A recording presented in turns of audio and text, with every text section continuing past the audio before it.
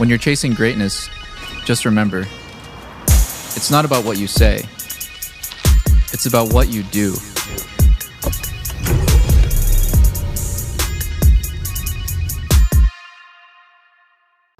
How can you make money with such a stupid idea? And how can you not make money with such a brilliant idea? At first, we didn't know what to do with all the money. We tried burying it, shredding it, and burning it. But in the end, we decided to just give it all away. Come again, sir. I'm getting back in line. Yo, what is up, guys? It is the Nightwing and Way of Life Esports coming at you guys with another League of Legends video here today. This is the C9FanCast Season 1, Episode 13. The best of fives for the knockout round to make it into the main group stage event for Worlds 2020 is over. We now have all the teams officially in their groups. And there's a lot to discuss, actually, because I think the best of fives has been great. But before we even get to the best of fives that we just saw, because I didn't get a chance to talk to you guys about the groups already, let's talk about Group A and Group B. Team Liquid's group and PSG's group, actually. So, I want to ask you guys a basic question. How did you guys enjoy the playing stage this year compared to the other ones? I'd say I enjoyed this a lot more. I think usually in playing stage, we just assumed that the major regions were going to blow over the minor regions.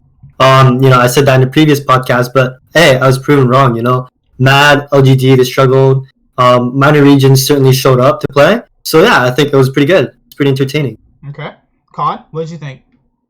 I actually enjoyed the format more. I think having just single best of ones kind of made them go by a little bit quicker. I think stacking teams multiple games of the same day is more entertaining and gets them quick on their feet. I thought that the wildcard regions as a whole improved a whole lot besides Brazil. The way they were especially in Group B, the way they were playing the game, setting up win conditions, playing the map, playing through vision, they weren't as easy. Like, their macro wasn't as bad as it has been in previous years. And in fact, if they got leads, like, they could actually close games. And I think in previous years, it would have been where any of the major regions would have been simply able to just out team fight these teams. But the macro and the ability to grow leads and finish games, I thought, improved year to year. And I don't think they get enough credit. A lot of people were calling them horrible, bad teams, but I think some of them showed a lot of improvement, especially things like the OPL. Like, the way they were playing games and moving around the map and not just inting around and not playing good macro, I think, they actually played good macro. They kept the games going. Okay. Mr. Deku, how'd you feel about Worlds, the playing stage so far? I definitely liked, even though I think the format was kind of weird with being so many tiebreakers in both groups, I definitely liked the format change just because it definitely put pressure on teams and you could see more variations of different teams going against each other. I liked being able to see INTZ not just play two teams, but to see them play four, instead of just the two teams they would have been stuck in a group with, or how the original format was. Also being able to see certain teams get into there was only two teams that would only play best of ones. Everyone else played BO5s or either went to groups. So it was good to see Legacy, Supermassive, all of them be able to play a full best of five and get to show themselves off a little bit more, because that's what Worlds is supposed to be. And I like that we got to see all of that rather than the BO1s and then you go home after 3 games sort of thing. So let's go to, I think Group B is more interesting because of the storyline that happened with LGD. LGD did not look good when their games came through. For the first few games they lost, it was looking kind of rough out there. Do you guys think that was because of Pina? Because I think Pina was their worst player in why they were losing the games initially. Later on, they turned it around. They beat Rainbow Seven. They beat Legacy. There's that one game we'll talk about later on, but at the first glance of LGD losing games, people were pretty surprised. People thought LGD was going to come in and stomp. I mean, what do you guys think about that? I definitely think the biggest thing that lost LGD games is their draft. I swear, seeing some of their team comps and the way they'd set up, either a carry side top or stuff they've never done this entire year, stuff you would never see them do in LPL playoffs. It just seems like their draft lost them the game faster than their individual players. I felt like Peanut ran it down a little bit, but I think that was more disrespect rather than like them actually like trying and failing. It was just like they're disrespecting plus draft plus like, okay, well, when they finally got it together, they were able to 3-0 everybody. So I think like LGD just were just kind of like phoning it in for the first couple bit, it seemed like, especially with draft. I think one other thing too is like LGD, even in the games they lost, they built up good gold leads in laning phase, and a lot of that I do think has to do a little bit with Peanut's movements. Obviously the players are very good in lane, but the issue with what I thought LGD, it was a little bit team comp, but also like their setups, they would just go into dragon fights or areas without vision late as it was coming up. And these teams, these new, these what do you call it, wild card emerging regions, these top teams from these regions have gotten better to the point where if you walk into them when you don't have vision, they're going to exploit you and win these team fights and be able to turn games around. Maybe in the past, you'd be able to walk into a blind dragon fight and out team fight just because you're from the a major region and these guys aren't that great. But they were setting up controls in these areas, and LGD was allowing that, and they kept going in on these fights, and they kept losing, and it just, their small leads turned into even games, turned into deficits, and they just, I thought in the round robin, they just didn't really set up around objectives, or even just think about, like, hey, they have control of this objective, just let them have it and walk away. They would just consistently walk in and try and fight for it without vision. If I had to compare the worst teams was V3, Rainbow 7, and INTZ. Those teams are garbage. Like, Rainbow 7 is not good. Jose Dodo's like their only good player. Who else did I talk about? INTZ, man, where do we even start? Where do we even start? I don't even know. All bad. Legacy Esports is also bad, but they weren't bad to the point where they were like stupid bad. Like you could tell it was just everything was bad. In INTZ, it was like players are bad, macro decisions are bad, objective controlling is bad, their laning is abysmal. It's like that the argument people gave to me was that these teams should now have spots in the main event. No. After what I saw these guys play, like hell no. No, that's bad. Yeah. That's just bad. I was just adding on to the LGD and the minor regions real quick. Like I think, like both Khan and Flair said, I think LGD were overconfident. I think Shie deserves as much of the blame as Peanut does. Like Khan said, they started the laning phase, they were fine, but then a lot of disrespect towards the macro decisions, towards engaging fights, towards getting caught. And, I'm glad that LGD got to prove us wrong in the best of 5 when Shie did, do really well against the team to cast them out on TF, especially Twitch. So I think once LGD realized that, hey, we can't just play mindlessly, you have to play with some brains, then they were able to stomp these teams in a way. Besides that one game through in Game 2 against Legacy. Yeah, and to add on to, while I do think some regions don't deserve a second team or don't deserve to go in the main event and stuff, I do think we can maybe live in a world where instead of, say, EU and LPL getting 4 seeds, maybe we give certain regions like the LCL or, Turkey CIS, or, maybe some of these better performing ones 2 seeds like we gave the PCS this year. Yeah, I would say give it to Turkey and give it to Russia. I think they deserve it. I think they're the best minor regions. Well, and it's with this new meta, with the Dragon meta, every region has to learn how to macro in a sense. You can't just outlane your opponent ever anymore. You have to be able to play around a dragon, play around a fight correctly. You have to be able to team fight correctly. And so we've seen all of the regions kind of go up a little bit. And so to add on, it's I think it makes sense that there was a little bit of struggle from some of these better teams early on. And also I think it makes sense now to give some of the stronger regions a better team, because you see even our region, C9 have constantly come in as the last seed in NA and come and showed up time and time before. There's probably teams in other regions that probably could have had that opportunity if they were given the second seed. So yeah, I agree to that point where it's I think giving Turkey a second seed, they might have some insane play style that super massive win, but other teams might lose to, sort of thing. So the last storyline to cover for at least Group B is Unicorns of Love. So just from first glances from a few of the Unicorns of Love game, because this was a Cloud9 hype level team. They said they dominated spring, they actually dominated summer, and their only competition was Gambit Gaming. So from just the eye test alone, did you guys see some sort of like dominant performance from them, because I think they were good. I don't know if like the level people hyped them up to be. I don't think I personally saw that. I think they had good things about them, but it wasn't to like that level. So for me, when it comes to Unicorns of Love, in similar ways that I feel with Cloud9, they have the ability to be highs. I think they can, with how they play and how aggressive they play and how they consistently take fights, especially if they feel like they have more people there. I think they could beat any team at Worlds.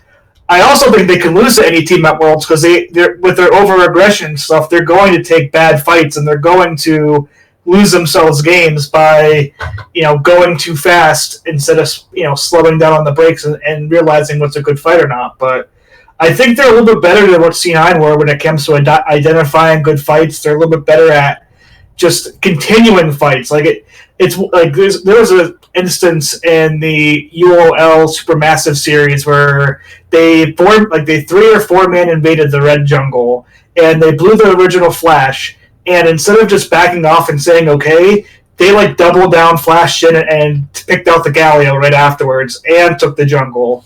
They don't just stop at getting little advantages. They like go for the throat when they go in. Okay, I get where you're coming from, because like what I saw them initially, I think their top laner and their mid laner are bad laners, but outside of lane, I think they're better outside of lane. I think Gadget is actually a pretty good ADC. Like from what I saw of him, he's playing that carry ADC style where he wants to get the leads and he just takes over the game. Now his other laners, what they're called, Nomads and Boss. I don't think they're good laners, and I think that's gonna get exploited in the group stage. But I don't think they're bad. Like, this is not a bad team overall. But just the level people were kind of hyping them up to be. I mean, you saw it at moments, but it was like, I'm like 50-50 with them. I don't think they're bad, but they're not a horrible team either. You know what I mean? They're just right here in the middle for me. Because there was like one game, the tiebreaker game against PSG, where they consistently did that bot lane attempt they were trying to do. And they ended up just throwing a chance to even get into the main group stage. Do that against all these other teams in your group now, and that's your chance of getting your quarterfinal chances could be gone throwing away free games like that. But yeah, I think with UOL, it definitely depends on what team they go versus, because like it is true there are certain things when you come from a minor region that won't be exploited. No matter how well you are, how good, how proficient you get, your laning won't be perfect until you play against the best of the best. And so it would make sense if they get exploited, but the thing is like they could play, if they play slow enough and disciplined enough and they just discipline themselves to not go for some of those things or like be smart about what they try for, they can possibly go for like a team fight style where they're like, okay, we're going to set up this dragon better than the other team, or we're going to go and play around Rift here better, or we're going to match their timings better, we're going to use our macro better, because I think that's probably where their advantage could come from if they play disciplined, understand what they're good at, and play it to their advantage. They're gonna have to probably get exploited by FlyQuest, because FlyQuest is good. I agree their laning isn't good, but their play style is almost like we don't lane, we just fight.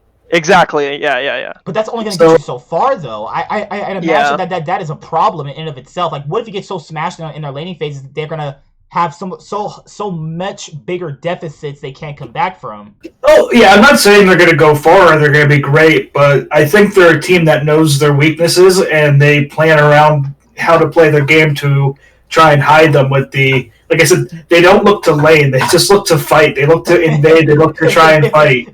And in a lot of ways, they remind me of maybe like Fangdu Buffalo in past years, whether it be lane swaps and stuff, where they make decisions that benefits their team style. They might not make it out of groups, they might not make it far at Worlds, but they know if they play the style, they can take down top teams if it goes right. Imagine this. They can play spoiler. Unicorns of Love, if they get out of the group, and what happens if they face Fnatic in the quarterfinals? A blast from the past. That'd be crazy. What is going on? What is going on?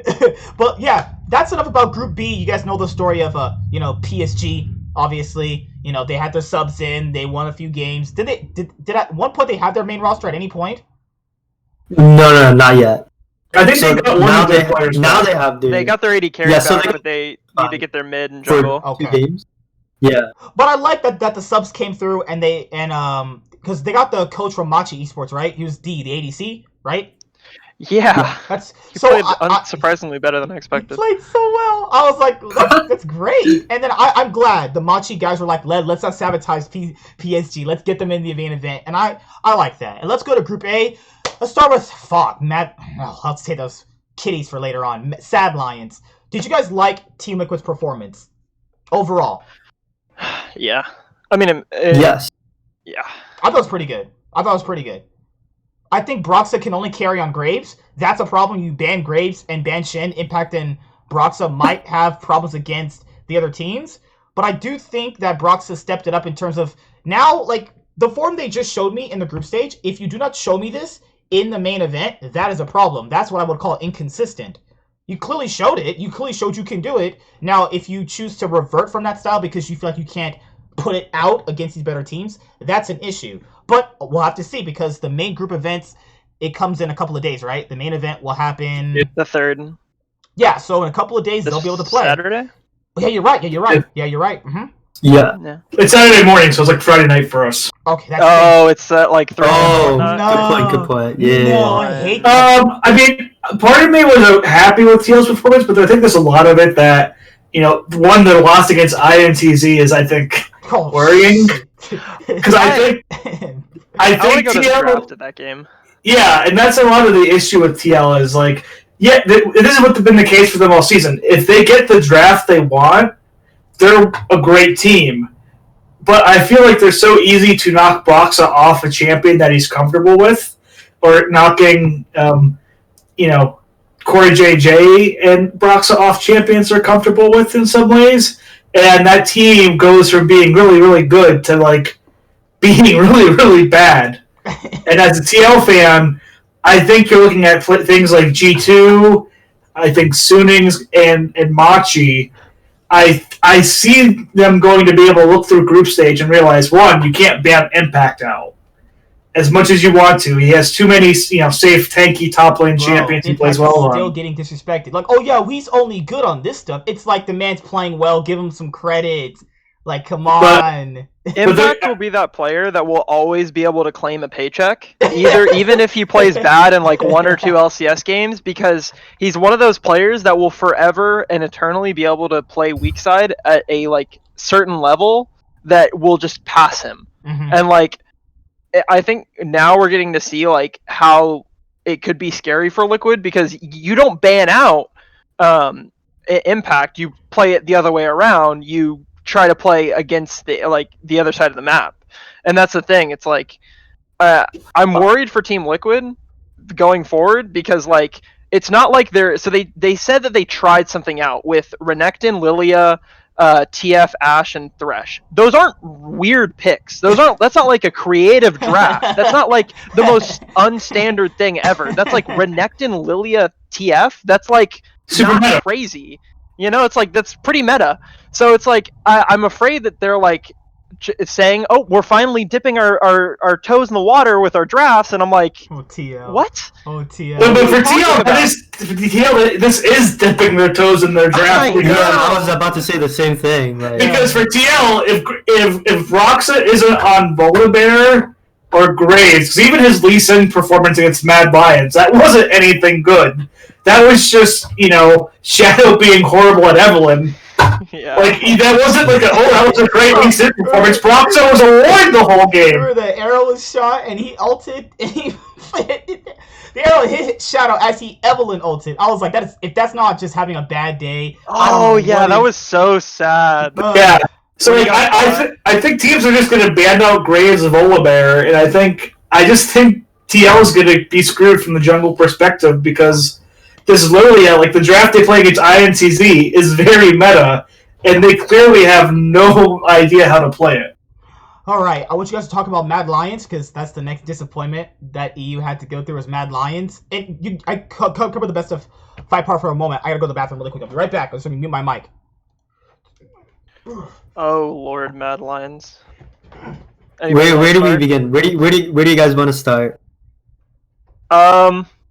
I definitely think like their bot lane kind of like lost focus in terms of like what they were going for. You see, like Karzi was playing Ezreal Senna the entire time, and I have no problem with Ezreal Senna. It's the fact that it's like it's the most safe, most like easy picks. It seems like they were just flustered coming into Worlds for the first time, especially with their picks. I can just see Shadow or any of the rookies going, just pick me the safe pick. It's fine. It's fine. I just pick me the safe pick. When in reality, like especially when they're on online games, they're infamous for being that team that gets in your face. I mean, at the middle of the season, you saw like Rogue versus Mad Lions, and they were just like nobody talked about Rogue because Mad Lions were like the scary one, you know. And so it's disappointing to say the least. I think with Mad Lions, it's just came into bad drafts and going against teams that don't also bad draft. When I go back and watch the LEC, you know, back this year and stuff, especially in Summer Split, I think like a lot of the times, like all these teams, including G2 and Fnatic, have just had really bad drafts and have consistently just taken, you know, really, really bad fights and stuff and getting away with it because that's kind of what the whole league did. And I think. know, go ahead. No, I was just going to quickly say I think it's more than just bad drafts. I think something that Flair talked a little bit about, but I really want to pick up is that they were playing online games, and rookies going in. One of the biggest struggles into the pro scene is can they play on stage? Obviously, back in EU, LCS, LEC, they could do that, but now back at Worlds, playing on stage, you could obviously see the huge dip in Shadow. I think he's like the obvious person who showed a huge dip. I think Arome and Humanoid also showed the huge dip. Sorry, and Kaiser. I think Karzi was probably the only one who was the closest to a skill level in the LEC. But everybody on the team, I think, deserves blame. I think Kaiser was dubbed as one of the best supports coming out of LEC. I didn't think he was particularly doing good. Shadow, obviously, like we mentioned, and Arome just got destroyed by Armut. So I don't know, man. They definitely deserve it. I just don't think the LEC going into Worlds was as good as people thought they were. A lot of people viewed them as the clear second best region because of some of G2's results in the past. And even like pro players in the LEC on many different teams are coming out and saying like, this isn't going to look good for this Worlds. I don't see us doing well. I think a lot of this comes down to just a lot of the play in the LEC was sloppy. A lot of it was not around objective base. Even if you look at games against Fnatic and G2, they were fighting over turrets like 2v4 that the turret was basically gone. Arome, what a disappointment. Arome is a weak side top laner he's weak side, like extra weak side, like trash. With a sprinkle of weak side, yes. He's Come on, man. He's just not good. And then Shadow underperforms. Yeah. And like Shadow can't path to save his life. This man doesn't know what pathing is. Like dude needs like Lulex level pathing. If anybody knows who Lulex is, that's a blast in the past. Oh shit. But I think it's hard to say. Okay, so you can bend the argument two ways. Is Mad Lions a representation of LEC at their lowest or where they are currently? Because I don't know yet, because Mad Lions is their fourth seed, and they are rookies, and people don't understand this. When you go to Worlds or any big event, as a rookie, you have a higher chance of choking, though. That's just it. That's my own personal opinion, I think it's kind of 50-50. The big reason I say that is because G2 and Fnatic actually did look kind of okay, even in the finals. Like, even though it was a 3-0, that those games were close, and they did kind of look a little bit more succinct than like the middle of the season when Rogue and Mad were on top. It's like I can agree with you. The LEC looked like garbage when Mad and Rogue were on top. But I think everything. God, when they finally started to get towards the end, and you saw like, okay, G2 are picking up their own slack, like players are starting to look good again, like Fnatic, same thing. It's like we can, Selfmade's back, okay, now we can see like Caps is playing well again, like everybody's Caps is always playing well, but like you know what I mean. So I think it depends on like, I think Europe could look really bad, but it depends on how good some of their top teams do, because I can't see Mad Lions being a full representation of how Europe do if G2 and Fnatic with this extra scrim time and the Chinese servers just absolutely like grow so fast and hit their peaks really fast. Okay. Just overall, for a lot of EU fans on Reddit and Twitter, overrating their teams is just the thing they love to do, and it's not a jab. Like, guys, I'm trying to be nicer. It's not a jab. It's just that a lot of I've been watching since season 5, and well, technically since season 4. I came in. My first event to watch was Worlds 2014. Man, that shit was amazing. It's just what EU teams like, what EU players, what the fans like to do is they say, oh yeah, our team is so good, yada yada yada, we beat this guy. Okay, so if your team's so good, why in the next round, when you face an actual good opponent, you get destroyed? This because you didn't face anybody good to begin with. Like, I'm not trying to diss Fnatic, but they had the easy bracket on 2018. They did. Fnatic, C9, EG. I mean, they were better than those teams anyway. So when you face a good team like IG, of course you're going to destroy because you're not better than them. And if people say if KT Roaster made it to the finals, no, KT would have smacked them around too. I think KT would have smacked them around. I can see a world where KT smacked them around, but you have to say you can't disagree that like Fnatic did like top the group and like they earned the fact that they could do that. But their group was easy though. They had G-Rex, right, and 100 Thieves. So I would but they also beat IG. In a tiebreaker and a normal game. But I expect you to be that way. Like, if you're telling me that, like, 100 Thieves and G-Rex are the competition, that's an easy group to me, personally. Yeah, of course. So they're making it out of the group, but it's the fact of who they're playing in their group. Yes, of course G-Rex and 100 Thieves are going to be easy, free wins. I'm saying that they were able to take games off IG and play them in tiebreakers and high-pressure situations. And, the World's Final was a 3-0, but there were some close moments in that 2018.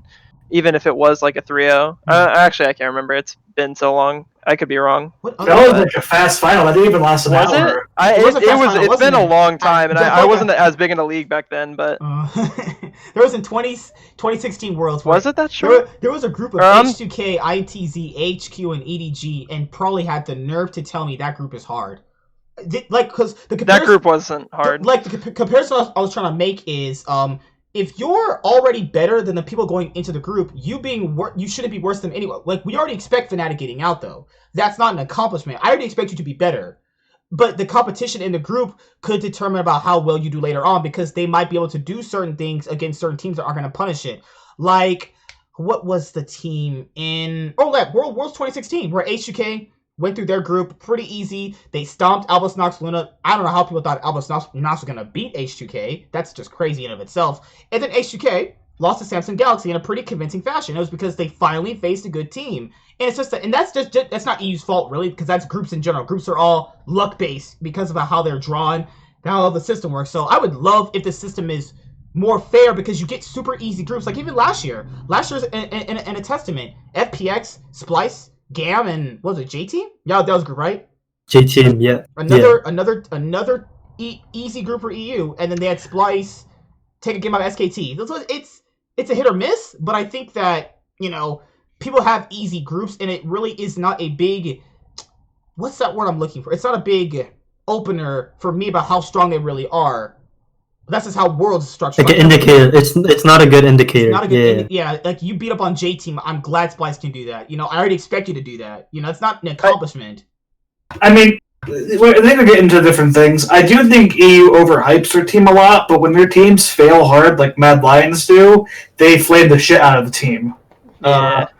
So I think, EU in just perspective is a very, they're they won't go overhyped. They'll push their team higher, because they have EU pride. They're very prideful. It's quite but man, if you don't live up to their high levels of EU pride, they'll shit on you. Like for instance, they were boasting G2 because they won MSI and got second place at Worlds last year.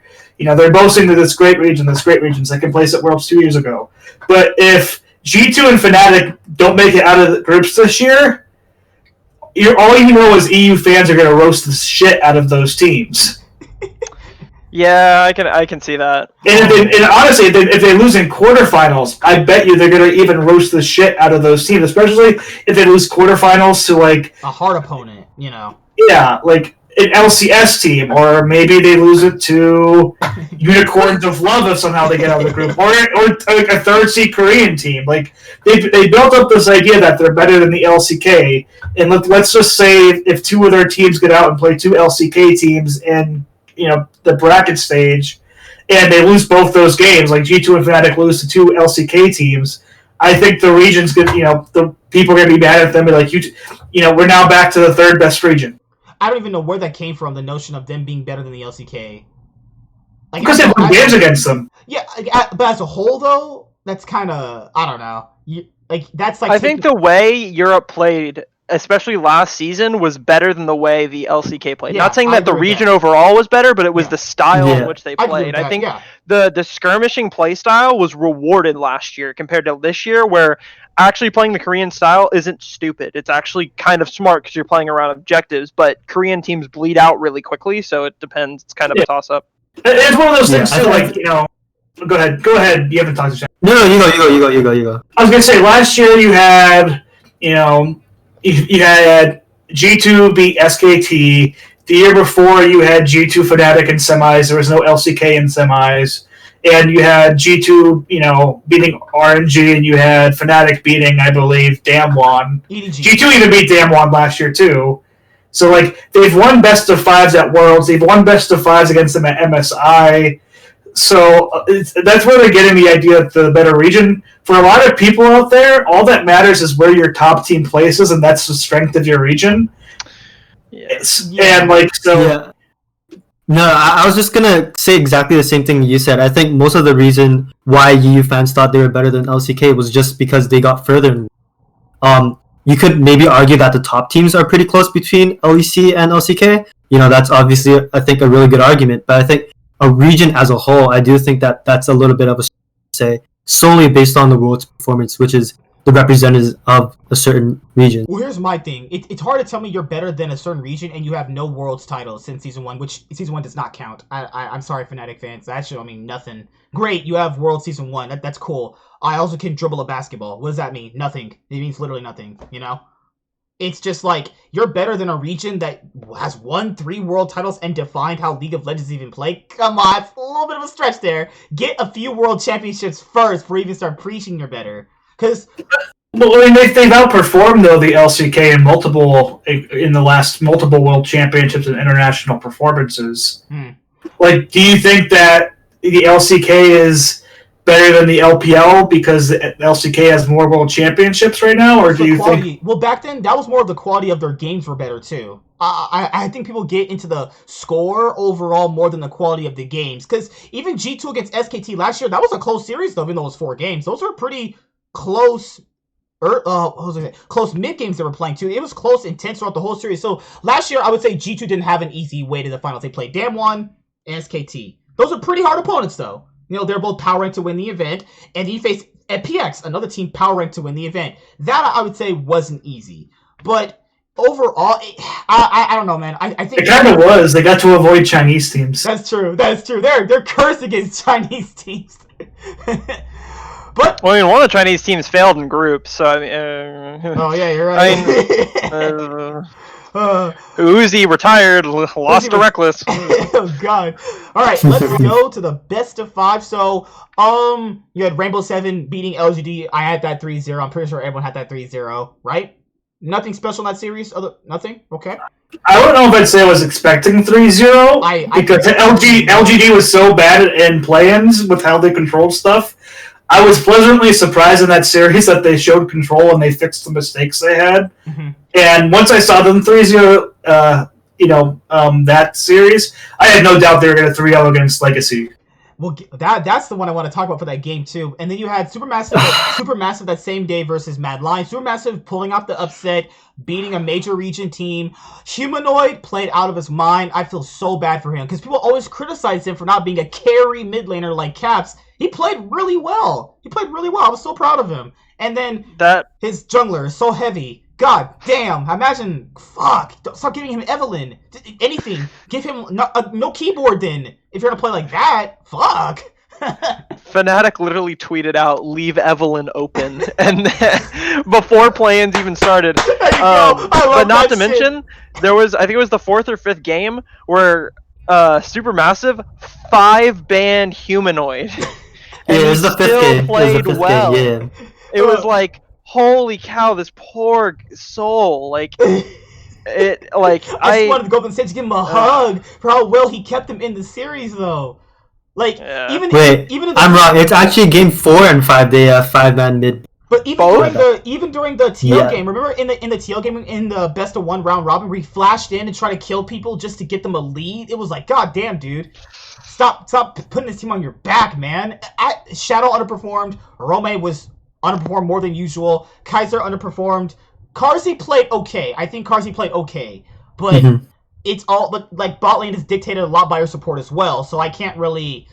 That's like 50-50. But as a bot lane, they played pretty bad. And Supermassive, they got the upset. I don't think Supermassive are a bad team, which we'll get into with that Unicorns of Love series. But LGD versus LGD versus LGC. That's those names.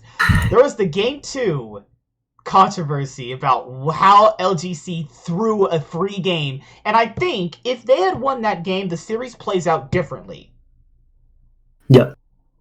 They lost all the momentum after that game 2. Game 1 was pretty much what you expect. Stop, get the fuck out of here. Next game, please. Let's get this shit going. They actually played really well in game 2. And then they baroned. And then they lost when there were super minions in their base. So the super minion fight was a dragon fight where they were pushing for soul. They should have potentially won there, and that was their big mistake. They definitely were a team that's comfortable with Twisted Fate. What I like to see from LGD though is because I think through group stages and even through a lot of the playoffs, before coming in, Twisted Fate was a pick that felt like top tier. Like if you gave somebody Twisted Fate, you pretty much gave them the game. There wasn't much counters. Seeing the Kassadin come out and seeing how well he was able to bully a lane and not take damage. They should be giving Shie Kassadin, man. Shie is a great Kassadin player. That's their mistake by not watching China. If you watch China, Shie plays Kassadin very well. I was like, you give Shie Kassadin, that should be GG at when does Kassadin turn on? Level 16's definitely for sure. 11's 11, yeah, I was gonna say 11, yeah. 16's GG. 16 you just FF and go next. But I look at them now going into the groups with TSM. TSM's main successes came from TF mid, and I don't know if that's going to work. If you're going to have Kassadin going against LGD, and I think you're going to start seeing other. I think Nemesis is going to bring out Kassadin. I wouldn't be surprised if a lot of other mid laners bring out Kassadin. Oh, Nemesis Kassadin, please no! This guy's terrible on it. Oh God. But I do think they threw one thing I liked is can we all agree get Crumbs off the cast? Why he was able to cast World Games, I don't know, but please, everyone let him on. Because that game, he was the whole game, man, they're playing really stupid. They're only playing through bot lane. This isn't going to be good. And it's dude, their whole team is Draven. They need to play through bot lane because if Draven gets fed, that's their win condition. That's the reason why they picked Draven. They realized if they don't pick a strong lane champion to get them a lead in lane, they were going to lose. Because it happened in game 1 where they played standard and they got absolutely curb stomped. Literally stomped into the ground. So they realized, hey, let's throw a curveball. And credit to them, the Draven was working. The Draven worked pretty well up to a certain point. I mean, they were winning the game. They themselves threw that game. It wasn't, and their plan going in with the draft was fine. How they executed their game plan was terrible. I was watching that game live and I was like, are they going to make a cut? What? They're going to win and it's going to be, I think if they win that game 2, it's a different series we're talking about here. Maybe they win another game. Yeah. And then maybe LG has to bring it back into a game 5. Because that game is, in solo queue, I know you guys know, if you have that game where you should have won that game, you're tilted off the face of the map for the whole day. I'm like, I'm not playing anymore. I'm done. I thought the Poppy pick was great. I love the Poppy pick. I love their comp. It was great. Nothing to do with their comp. They themselves are terrible. They're garbage. I know they're terrible. I think they played their comp very well against a difficult comp. As you saw later in the game, if LGD is able to, get on top of Draven with any of their champions, Draven dies. And there's only so much you can do as a team to stop that. And the fact that they were able to win fights, and they should have won the game just from the super minions and pushing mid around Dragon, that's for sure. But I think near the end of the game, LGD maneuvered so much out of the way to get past the Poppy and get past just the front line of LGC to get on that Draven. I thought was super impressive. Because this wasn't a Draven that was just going to, if you chunk him out to half health, he'd be done. He had lifesteal, he had damage. He would heal back up. They literally had to 100-0 this guy while having 4 forms of hard CC to prevent them from doing that, and they were able to do it like an instant. I love the poppy pick into the Camille, so you stop the Camille from jumping into your back line. I like that. See, it's things like that show me that wildcard teams are improving. That's a good thing. They're gonna kick themselves for this game because I'm watching it. I have to watch the games as I talk to you guys. I have to see certain points, but they had great moments in this game. They should not feel bad about their overall performance because I think when you have the poppy pick, it was crazy that Peanut was still getting in there and making smite steals. You have a poppy. You can knock him away. That should not even be possible. He was smite stealing against a team that literally is designed to take away you not being able to do that. I don't get how that's even possible.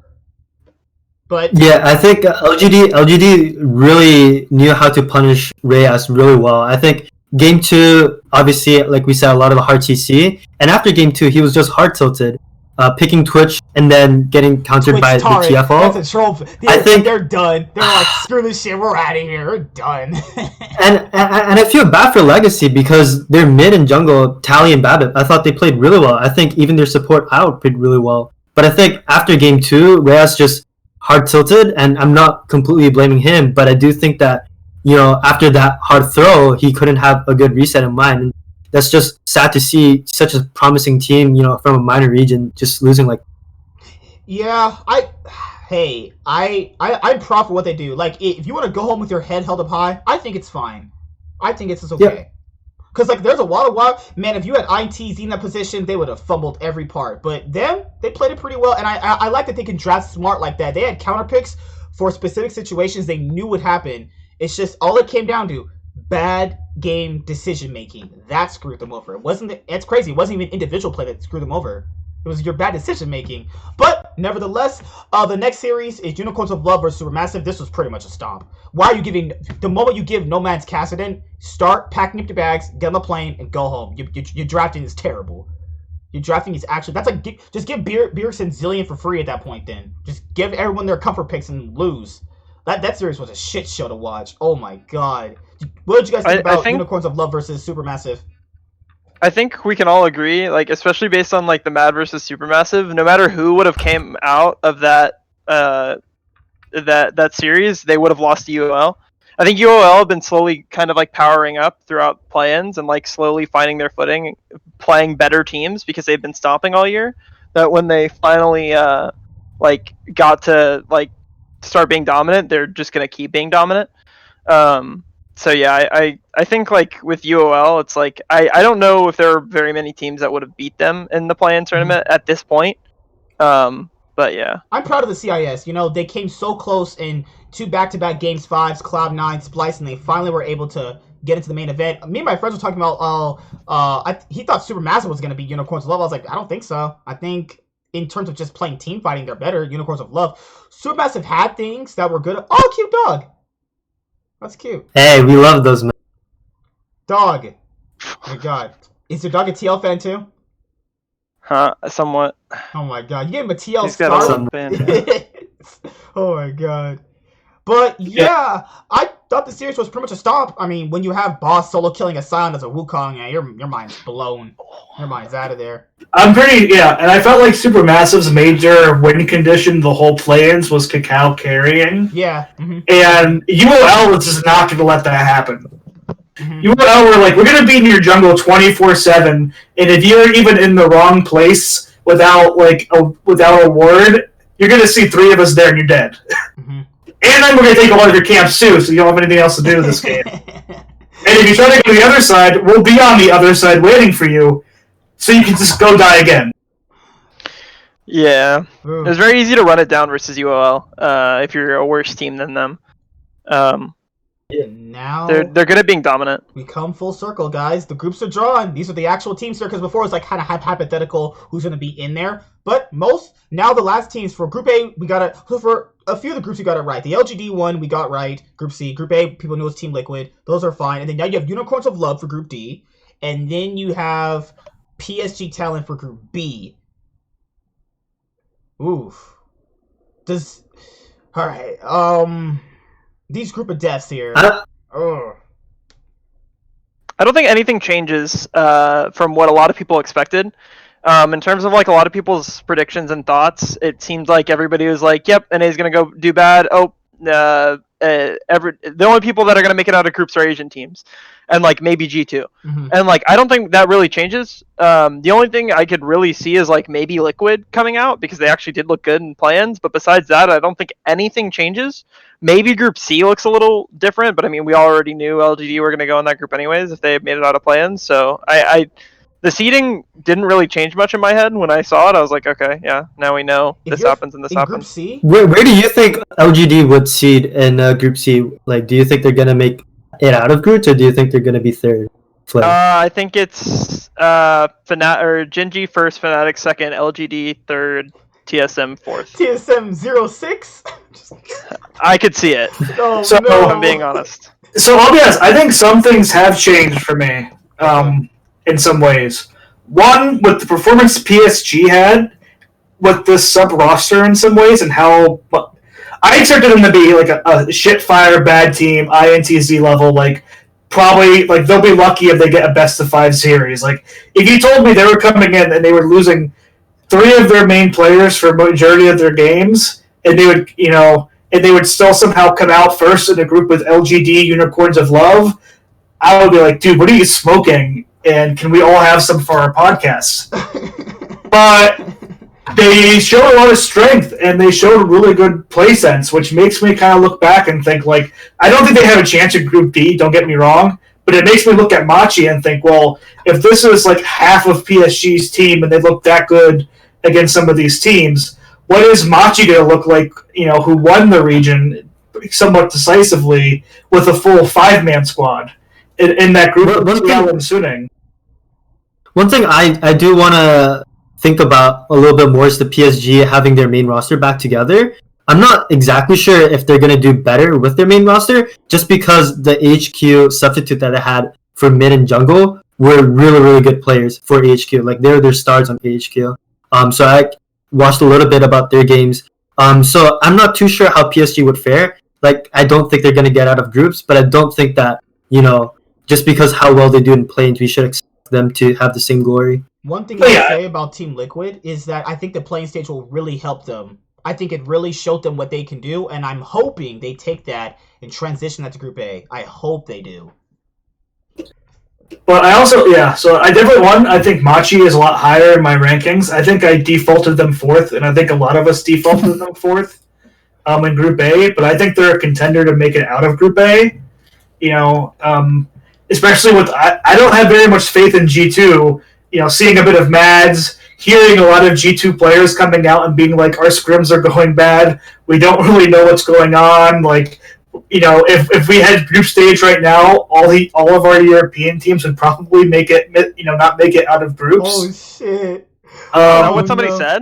I think that's what Yanko said, yeah. Yanko's, wow. Damn. Yeah, our scrims is going pretty bad, and like we just can't do anything. It's really bad. It's like so like I think for me, like, it really, like, I think Suning's gonna be top in that group, but I think Machi could very much steal a second. What? I hope TL does well, but I still think like the Brox is just the problem. If he doesn't play Volibear and Graves, I think TL just loses the game. And oh yeah, shouts to Alienware. His players wearing Alienware stuff. Use that code for Travis to get 10%. Yeah. I think the group that Come on, man. He's not paying us, man. Come on, man. I think the group that's getting most interesting is actually Group D now, with Unicorns of Love in there. It makes it more interesting. Yeah, you're right. I think, like I said, for me, Unicorns of Love is a team that could beat anybody, but they could also lose to anybody. I can see Unicorns of Love beating Dragon X, honestly, but how fast they play, I can see it. Possibly, yeah. I think all 3, DRX, FlyQuest, and UOL, all have like a shot. It just depends on how they like form how they form around the meta and how they form around like the like scrims that have been going on and like how they've adapted to China. Well, and all 3 of those teams are not Chinese either, so I definitely think they have like a little bit of a like who got ahead of each other sort of thing. Mm-hmm. So I definitely think that group is like completely wide open second seed wise, but top's going 6-0. I think Group B is still solidified. I still have Damwon for me as the best team at the event. I think they're going potentially 5-1 in the group. I think they'll lose to JDG at some point, but I just don't see PSG or Rogue taking games off Damwon. If they do, Damwon choke, and that's the only reason why. I'm sorry. That double source. I'm sorry. I'm just fucking around with you guys. Would it be great if Rogue went 0-6? That would be great. It would be wonderful. I would rub it in their faces. Wouldn't it be great if Rogue went 0-6 and TSM made it out of groups? Damn, all these you hate, man. Just imagine like TSM and Rogue both go 0-6, and they ask for like a best of 5 consolation prize. It's like, no, you both suck. Get out of here. Just go home. Dude, that's the show match. At that point, what you just do is you don't even use Riot. You just set up your own custom 5v5 games and stream it. Like, make it a charity tournament. Make it a charity tournament. Mm-hmm. You know, charity best of 5. See who's the better one. Like, it's just easy marketing for them. Like, if you're probably not gonna leave China right away. You can do one night of that. Like. But I agree. I think Group B is probably the one that's the most obvious top 2 teams. Mm-hmm. Group C is like the only. I wouldn't even call that a group of life, though. Like it's really hard to call that a group of life. This is probably the group of life, but it's hard to. I would say Group A is the easiest and a group of life. Honestly, that shit's easy as hell. Probably. Group C is not easy. I don't know. Where people see it's easy. Where do you see the easiness? Oh, because you haven't watched Gen G games. No, Gen G are actually pretty strong. I feel bad for Fnatic and TSM when they get their shit caved in by Clid, a jungler who's not Spica and knows how to roam around the map and do what he needs to do. You're telling me a Bwipo is gonna take over all these games? Are you serious? Nemesis? I still argue that Group C is technically the group of death, because for me, group of death means the most amount of teams that could make it to quarterfinals make it out of their groups, and it's the only group I can really think of that has like 4 teams that legitimately could make it out. And I think even if you put them in other groups besides maybe B, you can make a legitimate argument that they could make it out of that group. If TL top Group A 6-0, holy shit. But people also think celebrate them, boys. A lot of people I think represent and think group of death is which group has the best overall teams in the same group. Yeah. And I don't think that's group of death to me. Mm-hmm. Now there's sometimes you can get the 3 of the 4 best teams in the same group, and that's like a super group of death. But when I look at all the groups here at Worlds, I think Group C is the one that has 4 teams that you can be like, if you switch them out with other teams and other groups, you could argue like, okay, I can see them making it out of groups. They might not be my favorite to win the tournament. They might not be my favorite to make it to like semifinals or finals, but I see them all being potential quarterfinal teams. Oh, man, what else is here? Like the only team, this is the year I have seen Fnatic on their lowest. People are not hyped for Fnatic at all. This has to be the worst year for them in terms of hype going into Worlds, because most people have Fnatic usually doing semis, easy making out of groups. Maybe not last year in particular, but most people have Fnatic on their high bar as their top 10 team. Most people have Fnatic going into the groups pretty much getting out. This year it's like, but that's good for these bigger orgs like Fnatic and TSM. If you go in with less hype, I think the players, I don't think it has a big impact, but hey, you might perform better with having already low expectations. Like, is TSM really going into Worlds with any expectations to do well? Besides their fans, I mean, most of the community thinks they're bad, and they'll get shit stomped anyway. I don't know. Ugh. I think like with Fnatic, with Group C and Fnatic and some of the orgs like having like, I don't think it's necessarily that Fnatic, people are like, oh, Fnatic are super, super bad this year. It's like everybody's saying that the LEC is super bad this year, right? Mm-hmm. And so, like, I definitely think, like I said earlier with Fnatic and G2, it's like, it all depends on how they take this time right now with their boot camp and how they take this time developing the meta, seeing what their picks are, how their scrims are going. If their scrims are going bad, then yes, this is a worrying sign for Fnatic. Like, this is like, raise the alarms, it's gonna be bad. But I think, like, if we keep our expectations open and be like, okay, well, they've always made it out of groups somehow, like going 0-4 first day sort of thing, you know, like they've come back in some form or fashion always, right? So, like, I think with that experience, especially with, like, Nemesis has made it out of groups last year. He's not some rookie anymore. Selfmade's the best player on the team, and he hasn't been to Worlds, I don't think. And, you know, like, having all these, like, things come together, I think, like, they can make it out of groups if they just, like, don't stress themselves out about it. All right, guys, it's gonna. I was gonna say one last thing. I think the reason why Fnatic's not as hyped this year is compared to last year, they were coming off a Worlds finalist appearance. G2 won MSI. They took G2 to 2 straight best of 5 full 5-game series that felt very close, and a lot of people went into Worlds last year as G2 was the best team. this year there was no MSI, so we don't get to see if G2 kept being as good. Both G2 and Fnatic did worse in summer best of one splits. G2 lost to Mad Lions and Spring Split and went to losers bracket. And I think what really hurts Fnatic is they beat G2 at a best of 5 in the winners bracket. And it was the original, Fnatic's over the hump. But, they made a big stride. And then the next series they played was a sweep by G2 3-0. So it was you had this, they had the positive momentum and hype after the win, and it was immediately taken away from a 3-0 final in LEC. And it was they're not really that good. That was luck that they beat G2. G2 trolled, which is what a lot of EU fans say when G2 loses is they troll. Oh yeah. If you play really well, you're the best team in the world. If you lose, you're a choker. Lose situation. I don't even know how that logic works. Unless you're G2, then if you lose, you troll, and you weren't really trying.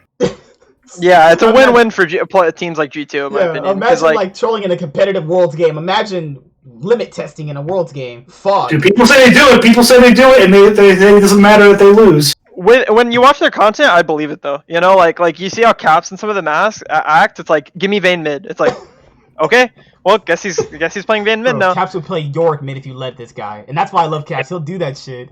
But I'm not gonna see you guys until next week if Flair or you guys will be on. Day 1 for World predictions. We'll go through them super quickly. Your first team to go to your mind. First game, no pressure for North America. It's FlyQuest versus Top Esports. Side quest. FlyQuest. Yeah, let's go. Let's get the. No. No, Top's beating the shit out of these guys. Okay. If there is going to be a time where FlyQuest could beat Top, it would be in this situation. You have to win. I'm not saying they're going to do it. I'm not saying they're going to do it, but I think as we've seen is the opening best of 5 going into Worlds is always a place where you might see the first upsets. So if they don't win this time around, they're not going to beat them the second time. And it's a Fly home quest. Damn. My boy Knight is going to stuff PoE into a body bag. They're going to be out of groups at 0-4. Oh, Zen, you're picking FlyQuest, right? Nah, I'm gonna have to go with Top, man. I think as much as I love any teams, this is just your answer, man. Okay, next game is Unicorns of Love versus Dragon X, actually.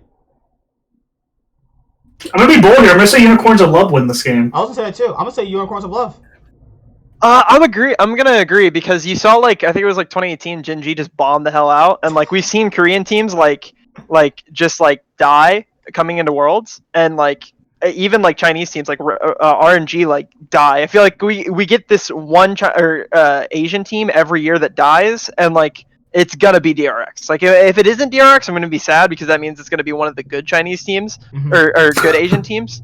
But I think DRX has to be the team that just dies. And you have I'm hoping so at least. Rogue versus PSG. I think Rogue wins that. Rogue should be winning that, right? Maybe. I'll go PSG. I'll go Rogue. Oh my god. I have to go with Rogue. If Rogue lose, oh my god. Alright, next game. This is the highlight of the day. Damwon versus JDG. I'm saying my boys, Damwon. Damwon's winning. Showmaker versus Yagao. That's a wash. That's a wash for Showmaker. And Canyon? Well, no, because... Yeah, I do say Damwon. I say Damwon win. I mean, if you say JDG, it's not surprising. Yeah. JDG are also pretty good, so it's kind of an either-or on that one. Gen G versus LGD. Oh, that's weird. 2 weirdly inconsistent Asian teams. I'm going to go Gen G on this one. I think, as much as I like LGD fixing their mistakes, I think Gen G is a sleeper favorite for the tournament. My boys, Gen G. I agree. Yeah, I agree. Because I think we're starting to see a little bit more carry bot laners come out of the meta a little bit. I still think people like Ashe and Senna, or especially Senna, I think is still meta and could be very good, and teams will play topside. But I definitely see where somebody's going to bring out Kakao, Tristana. I think they're a sleeper, team that win the world. So I think Gen G is going to win this game. And then you have EU versus NA, TSM versus Fnatic. Hey, I was gonna say the real sleepers to win worlds is TSM, man. TSM, come on, man. That's the real sleeper, man. TSM, I promise you guys, Game 5 against Damwon, Lena and Reginald I smell are a subbing TSM in. fan. Whoa. No, I'm not a TSM fan. But hey, if you want a sleeper, they're the old sleeper. I have a ton of TSM fans and Fnatic fans who watch. They're gonna be, oh shit. Guys, hey, I think TSM wins this game. calling it right. I think TSM wins this round. Second time around, you're getting shit stomped. I think this time around you're gonna win the first time around. I think TSM's gonna win this game pretty handily. I think Bjergsen's so much better than Genesis right now. I think one of the things that people are sleeping on with these play-in teams is that you can't carry from topside. I think the teams that are actually good at carrying from topside can do it really easily. And I see TSM being a team that I personally think Broken Blade, Spica, and Bjerg are going to expose the top lane with Brippo and Fnatic. And the question is with TSM, one of the surprising things I saw in the final of Best of 5 at Worlds, Best of 5 at the LCS, was they picked Zilean first to try and get wins. I can see them coming out game 1 with a Zilean and just winning that game off the bat to tell the rest of the group, you need to ban Bjerg Zilean. You need to waste the ban on Zilean against TSM. That pretty much covers it. Day 2 has some pretty wonky games. I don't know if you guys want to cover these. These are wonky as hell. Like Genji versus TSM, Rogue versus Danwon, G2 versus... Oh, these are wonky as hell. Holy crap. These are all pretty bad games, essentially, afterwards. Yeah, day 1's pretty hype. Alright, that's pretty much it. I gotta go finish up some other videos. Thank you guys for being on. Thank you, Flair. And for the dog. Randomly pops up. He's like, I want attention. You want... Here, let's get some... Where'd he go? See the boy. He's just sleep. Oh. He's just so cold. He's like, I want love. Oh my god. Dog. Oof. Dog. But those are all the EU fans crying that Matt Lions got out, man. They're just on the floor crying. They're sad lions and shit. Oh my god. But guys, I would say to stop. Please don't send the players hate if they lose. Please don't do that. They already know they played bad. You don't gotta tell them that. They already know they're playing a competitive game. But thank you, Con, for being on. You're probably pretty proud TL did well. I was proud they did well, honestly. And watching Doublelift get shit stomped by Reckless is gonna be fun. But hey, you never know. I'm just kidding. All right, Zen. Thank you for being here, man. See you guys later. TSM over Fnatic day 1. Next time around, anything goes. TSM, you don't know. I mean, they could literally go 0-6 in this group. But that's pretty much it. See you guys later. Like, comment, subscribe, most of all, enjoy. Nightwing, Way of Life Esports is signing out, guys. See you next week. Peace. Deuces. Done. Hi there, guys. Be sure to like and subscribe to the channel for more stuff. Yeah, thank you.